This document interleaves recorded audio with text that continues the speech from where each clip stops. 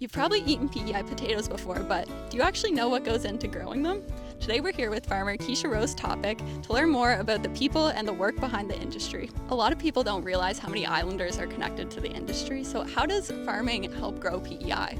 I personally didn't necessarily realize how many people were connected to this industry in PEI until after I left high school and kind of moved to Charlottetown and explored a little bit. I worked for the Department of Agriculture for a couple seasons, and once you go around the back roads in PEI, you really realize how many farms are there, how many people work for these operations, just the economic impact that the potato industry has. And agriculture in general is a third of the island's economic impact. What is one thing you would say people underestimate about the work that goes into potato farming? One thing I think people underestimate is just the amount of technology now, figuring things out as we go. We're always trying to add something new or trial something, and it's just a learning process. So I feel like people might underestimate the amount of learning we're still trying to incorporate into our daily practices. We're always trying to improve ourselves, and there's a lot of on the fly figuring things out, like this won't work,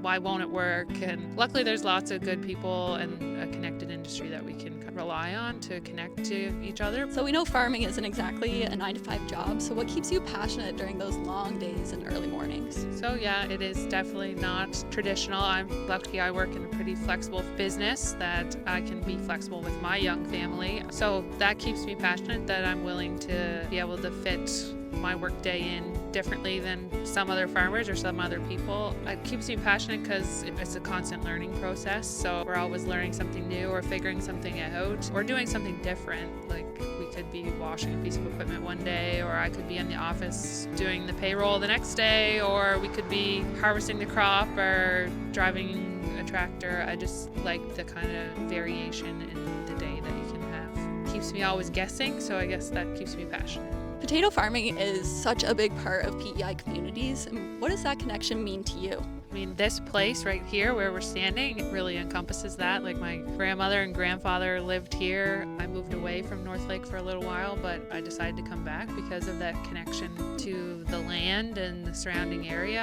and it's just really what PEI is about. We have our fishermen at North Lake and our beautiful backdrop here, and that's kind of what farming means to me.